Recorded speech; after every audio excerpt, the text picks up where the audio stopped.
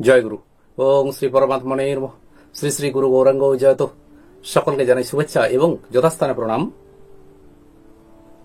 শ্রীমদ্ ভগবত গীতা অষ্টম অধ্যায় অক্ষর ব্রহ্মযোগ, এই অধ্যায়ের পঞ্চম শ্লোকে শ্রী ভগবান বললেন যে অন্তিম কালে মানুষ যদি শ্রী ভগবানের কথা চিন্তা করতে করতে দেহ ত্যাগ করেন তো মৃত্যুর পর তিনি শ্রী ভগবানকেই লাভ করে থাকেন। এবার ষষ্ঠ শ্লোক, ইয়ং ইয়ং বাপি স্মরণ ভাবং ত্যজত্যন্তে কলেবরম ত্বং তমে বৈতি কন্তেয় সদা তদ্ভাব ভাবিতঃ। শ্লোকটির অর্থ হল, হে কুন্তিপুত্র অর্জুন, মানুষ মৃত্যুকালে যে যে ভাব স্মরণ করত দেহ ত্যাগ করে সে ওইভাবে সদা ভাবিত হয়ে ঐরূপ গতি প্রাপ্ত হয়, অর্থাৎ সেই সেই যোনিতে জন্ম নেয়। শ্রী ভগবান বললেন যে অন্তিম কালে অর্থাৎ অন্তিম সময়ে মৃত্যুর সময়ে মানুষ যে যে সব চিন্তা করে থাকে তো সেই চিন্তা অনুসারে পরজন্মে সেই প্রকার গতি প্রাপ্ত হয়, অর্থাৎ তার জন্ম নির্ধারিত হয় মৃত্যুর সময়ে তার চিন্তা কিরূপ ছিল। কাজেই ঠিক এই একই নিয়মে বলা যায় যে মৃত্যুর সময় যদি শ্রী ভগবানের নাম স্মরণ করা হয়, শ্রী ভগবানের কথা চিন্তা করা হয়, তাহলে মৃত্যুর পরে আমরা শ্রী ভগবানকেই লাভ করতে পারবো। এখানে যদি আমরা একটু গভীরভাবে চিন্তা করি তো বুঝতে পারবো যে শ্রী ভগবান এখানে এক অতি সহজ নিয়ম বলে দিলেন, অর্থাৎ শ্রী ভগবানকে লাভ করার এক অতি সহজ নিয়ম বলে দিলেন যে মৃত্যুর সময়ে যদি আমরা ধরুন একটি কুকুরের চিন্তা করতে করতে মৃত্যু হলো, তো তখন এই যে কুকুরের চিন্তা ছিল মরার সময়ে, তো পরের জন্মে কুকুর জনিতে জন্মগ্রহণ করতে হবে। তো এটি যদি একটি নিয়ম হয়ে থাকে তাহলে মৃত্যুর সময় যদি আমরা শ্রী ভগবানের কথা স্মরণ করতে করতে এই শরীর ত্যাগ করি তাহলে আমরা মৃত্যুর পর শ্রী ভগবানকে অবশ্যই লাভ করব। শ্রী ভগবান বললেন সদা তদ্ভাব ভাবিতঃ। এর অর্থ হল যে মৃত্যুর সময়ে যা কিছুর চিন্তা হয় শরীর ত্যাগ করার পর সেই জীব যতক্ষণ না অন্য দেহ ধারণ করে ততক্ষণ সেইভাবেই ভাবিত থাকে, অর্থাৎ মৃত্যুকালের চিন্তাধারাটি তার মনের মধ্যে তার স্মৃতিতে অ্যাক্টিভ থাকে, অর্থাৎ সেই চিন্তাটি মনের মধ্যে থেকে যায়। এই মৃত্যুকালের চিন্তা অনুসারেই তার মানসিক শরীর গড়ে ওঠে, আর সেই মানসিক শরীর অনুসারেই সে অন্য দেহ লাভ করে থাকে। এখানে ব্যাপারটি হলো এই যে মৃত্যুর সময় যে চিন্তাটি ছিল মৃত্যুর পরে সেই চিন্তাটি কিন্তু সক্রিয় থাকে। এই সক্রিয় চিন্তাটিকে আর কিন্তু কোনো পরিবর্তন করার সুযোগ থাকে না।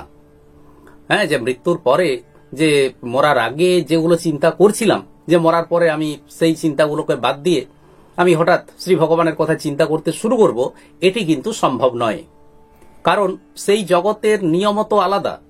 সেখানে গিয়ে অর্থাৎ মৃত্যুর পরে আর সেই সুযোগ থাকে না, সেই শক্তি থাকে না, সামর্থ্য থাকে না, আর উপায়ও থাকে না। তখন সে মৃত্যুর পূর্বে যে চিন্তাগুলো মনের মধ্যে ছিল সেই চিন্তাগুলোতেই নিমগ্ন থাকে। এবার বায়ু, জল, খাদ্য ইত্যাদির মধ্য দিয়ে সে তখন সেই প্রকার পুরুষ জাতির মধ্যে প্রবেশ করে, আর পুরুষ জাতির মধ্য দিয়ে স্ত্রী জাতির মধ্যে প্রবেশ করে। এরপর সময় মতো সে জন্মগ্রহণ করে। উদাহরণের সাহায্যে আমরা সহজেই বুঝতে পারি যে কোনো একজন ব্যক্তি তিনি কুকুর পালন করতে ভালোবাসেন। এখন মৃত্যুর সময়ে সেই কুকুরের চিন্তা করতে করতেই তিনি মারা গেলেন। এবার মরার পরে মৃত্যুর পর তিনি সেই পুরুষ কুকুরের শরীরে প্রবেশ করবেন, পুরুষ কুকুরের শরীরের মধ্য দিয়ে স্ত্রী কুকুরের শরীরে প্রবেশ করবেন, আর তারপর তাকে কুকুরের জন্ম নিতে হয়। তবে এমনটাও আবার নয় যে আমি যে বাড়িতে আছি সেই বাড়িটার কথা চিন্তা করতে করতে আমি মারা গেলাম, যে এত বড় বাড়ি, এই বাড়িতে আমি থাকি, আমি মরার পরে এই বাড়িটা কি হবে। অর্থাৎ বাড়ির কথা চিন্তা করতে করতে যদি মারা যাই তার মানে এই নয় যে পরের জন্মে আমি একটা জড় বস্তু হয়ে জন্মাবো, কিংবা টাকা পয়সার কথা চিন্তা করতে করতে মারা গেলাম, তার মানে এই নয় যে আমি একটা 500 টাকার নোট হয়ে আমি পরবর্তীকালে জন্মগ্রহণ করব বা একটা কয়েন হয়ে জন্মগ্রহণ করব, এটা নয়। কিন্তু বাড়ির কথা চিন্তা করতে করতে যদি মারা যায়, তাহলে তাকে সেই বাড়ির কোনো ইতর শ্রেণীর প্রাণী টিকটিকি, আরশোলা ইত্যাদি হয়ে জন্মগ্রহণ করতে হবে। ওই বাড়িতেই জন্মগ্রহণ করবে, কিন্তু টিকটিকি, আরশোলা ইত্যাদি হয়ে তাকে জন্মগ্রহণ করতে হয়। আর যদি টাকার কথা, অর্থের কথা চিন্তা করতে করতে মৃত্যু হয়, তাহলে তাকে সেখানে সাপ হয়ে জন্মাতে হয়। এর কারণটা এই যে মৃত্যুকালীন যে চিন্তারও তো একটা শক্তি দরকার। চিন্তা যখন করি তখন তো আমাদের মনের ভিতরে একটা মানসিক ক্রিয়া চলে। তো এটা সজীব প্রাণীর মধ্যেই সম্ভব, এটা তো আর জড় বস্তুর মধ্যে সম্ভব নয়। তাই জড় পদার্থের কথা চিন্তা করতে করতে যদি মৃত্যু হয়, তাহলে তাকে ওই সম্বন্ধীয় সেই প্রকারের কোনো সজীব প্রাণী হয়ে জন্মগ্রহণ করতে হয়। এখন এটি তো গেল মানুষের ব্যাপার, কিন্তু যদি বলা হয় যে পশু পক্ষীদের ক্ষেত্রে কি হয়, পশু পক্ষীদের ক্ষেত্রে নিজ নিজ কর্ম অনুসারেই তাদের স্মৃতিতে সেই সমস্ত ক্রিয়াকলাপ জেগে ওঠে, আর সেই অনুসারেই তাদের জন্ম হয়। কাজেই এই মৃত্যুকালীন স্মরণের নিয়মটি যে কোনো এর মধ্যে যে কোনো বৈষম্য আছে তা নয়, এটি কিন্তু সকলের জন্যই প্রযোজ্য। তবে মানুষের ক্ষেত্রে একটা স্বাধীনতা আছে যে মানুষ মৃত্যুর সময়ে সে নিজ পুরুষার্থ চিন্তা করার, স্মরণ করার তার মধ্যে একটা স্বাধীনতা আছে, কর্মের অধীন নয়। অর্থাৎ যেসব সারা জীবন ধরে যে কর্ম করে এলাম সেগুলো কথা চিন্তা করতে লাগলাম, টাকা পয়সা, ঘর বাড়ি ইত্যাদি চিন্তা করতে লাগলাম, মনের মধ্যে যদি আমাদের শুভ বুদ্ধি থাকে বা শুভ বুদ্ধির উদয় হয়, তাহলে আমরা নিজের পুরুষার্থ চিন্তা করতে পারবো। কিন্তু এখন ব্যাপার হলো, এই নিজের পুরুষার্থ চিন্তাটা এক মুহূর্তের ব্যাপার নয়। সারা জীবন ধরে যদি আমরা শ্রী ভগবানের নাম স্মরণ, নাম জপ ইত্যাদি করে থাকি, তবেই মৃত্যুর সময় শ্রী ভগবানের কথা স্মরণে আসবে। মানুষ এই দেহে স্বাধীনভাবে যার সঙ্গে সম্পর্ক স্থাপন করে, সেই অনুসারে পরবর্তীকালে অর্থাৎ পরের জন্মে সেই যোনিতে জন্মগ্রহণ করে। কিন্তু মৃত্যুকালে যদি তার মনের মধ্যে ভগবত কথা উদয় হয়, সে যদি ভগবানের কথা স্মরণ করে, তখন সারা জীবনের যে সমস্ত সম্পর্কগুলো ছিল সেই সম্পর্কগুলো ছিন্ন হয়ে যায়। কেননা এই জাগতিক পদার্থের সাথে সম্পর্কটা আমাদের কৃত্রিম সম্পর্ক, এটা স্থায়ী সম্পর্ক নয়। কিন্তু ভগবানের সাথে যে সম্পর্ক, এই সম্পর্ক কিন্তু নিত্য। তাই ভগবানের কথা যদি স্মরণে আসে, মৃত্যুকালে যখন ভগবানের কথা যদি স্মরণে আসে, তখন এই প্রাকৃত সম্পর্ক সব ছিন্ন হয়। তাই মানুষ অন্তকালের ভাব অনুসারেই গতি লাভ করে থাকে। অর্থাৎ মৃত্যুর পরে তার কি গতি হবে, এটি নির্ভর করে মৃত্যুর পূর্বে তার মনের মধ্যে কিরূপ চিন্তা ছিল। আমাদের পরবর্তী জন্মের প্রাপ্তি পুরোপুরিভাবে নির্ভর করে অন্তিম কালের চিন্তার উপর। এটা একটা স্বাভাবিক ব্যাপার যে যার যেমন স্বভাব, যার যা স্বভাব, মৃত্যুকালেও শেষ জীবনেও তার মনের মধ্যে সেই স্বভাবই থাকে। বাংলায় একটা কথা আছে, যা পাঁচে তা পঞ্চাশে। যা পাঁচে তা পঞ্চাশে, অর্থাৎ 5 বছর বয়সেও একটি মানুষের মধ্যে যে সমস্ত, একটি বাচ্চা ছেলের মধ্যে যে সমস্ত ভাব, যে বৈশিষ্ট্যগুলো দেখা যায়, 50 বছর বয়সেও সেই বৈশিষ্ট্যগুলো প্রকট বা প্রচ্ছন্ন অবস্থাতেই থেকে যায়। কাজেই সারা জীবন ধরে মানুষ যে সমস্ত কাজকর্ম করে থাকে, যে সমস্ত জিনিসগুলোর সাথে তার সম্পর্ক গড়ে ওঠে, সেগুলোই অন্তিমকালে তার স্মরণে আসে, আর সেই অনুসারেই তার পরবর্তী জন্ম নির্ধারিত হয়।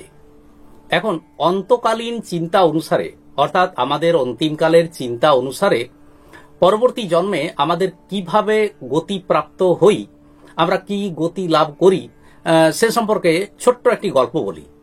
একবার কোনো এক ব্যক্তি একটি ফটোগ্রাফারের দোকানে ছবি তোলানোর জন্য, ফটো তোলানোর জন্য যায়। ফটোগ্রাফার ফটো তোলার আগে লোকটিকে ভালো করে বুঝিয়ে দিল যে দেখো, তুমি এখানে টুলের উপর বসে আছো, চেয়ারে বসে আছো, ফটো তোলার সময় তুমি কিন্তু নড়াচড়া করবে না, বা তুমি কোনো এদিকে ওদিকে হেলবে না, দুলবে না, তুমি স্থির হয়ে বসবে, আর মুখের মধ্যে যেন একটু হাসি হাসি ভাব থাকে, তাহলে ফটো উঠবে ভালো। লোকটি চেয়ারের উপর বসলো।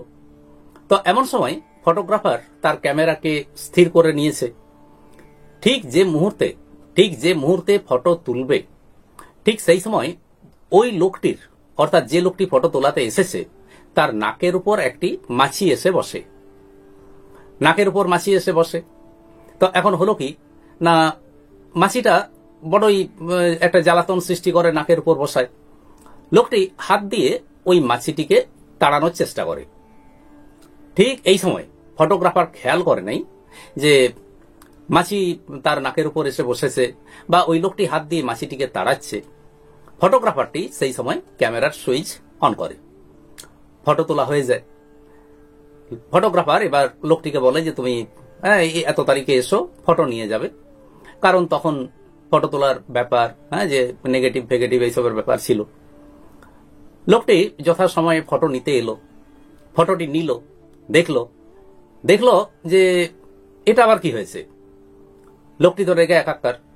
ফটোগ্রাফারকে বলল যে তুমি এই ধরনের ফটো তুলেছো, আমি তো তোমাকে এটা বলিনি, আমি তোমাকে বলেছিলাম যে ভালো করে আমার ভালো দেখে একটি ফটো তুলে দাও, তো হাতটা আমার নাকের কাছে চলে গেছে, এটাকে ঠিক করে দাও, এটাকে তুমি ঠিক করে দাও। ফটোগ্রাফার বলল যে দেখো, এখানে আমার আর কিচ্ছু করার নেই, আমি বুঝতে তো পারিনি যে তোমাকে আমি বারবার বলে দিলাম যে তুমি ভালোভাবে বসবে, সোজা হয়ে বসবে, মুখে যেন হাসি হাসি ভাব থাকে। তো তুমি কি কারণে হাতটাকে নাকের কাছে নিয়ে গেছো, বা যে হাতটা গিয়ে নাক মুখটা তোমার আড়াল হয়ে গেছে, ঢাকা গেছে, তো আমি তো ততটা তো খেয়াল করিনি। সেই মুহূর্তে, যে মুহূর্তে আমি ক্যামেরার সুইচ অন করেছি, সেই মুহূর্তে তুমি হাতটাকে নিয়ে গেছো, কাজেই ফটো তোলা হয়ে গেছে। তো এখন এই ফটো থেকে তো আর কিচ্ছু করার নেই। তাহলে এখানে এই যে ফটো তোলার ব্যাপারটি, এর থেকে তো আমরা এটাও বুঝতে পারি যে ফটো তোলার সময়, তার আগে লোকটি যেই অবস্থায় থাকবে ফটো তোলার সময়, ফটোতে ঠিক সেই চিত্রটাই তার মধ্যে ধরা পড়বে।